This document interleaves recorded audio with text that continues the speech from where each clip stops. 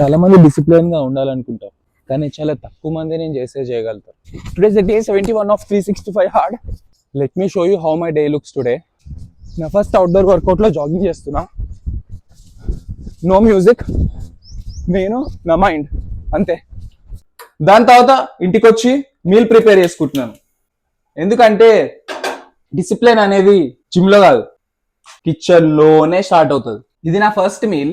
Protein అయితే చాలా important, మర్చిపోకండి. 10 pages బుక్ చదవడం, 10 pages, కానీ ఇలాంటి చిన్న చిన్న హ్యాబిట్స్ తో మీకు పవర్ఫుల్ మైండ్ వస్తుంది. 1 hour న్యూ స్కిల్ నేర్చుకోవడానికి టైం స్పెండ్ చేస్తా.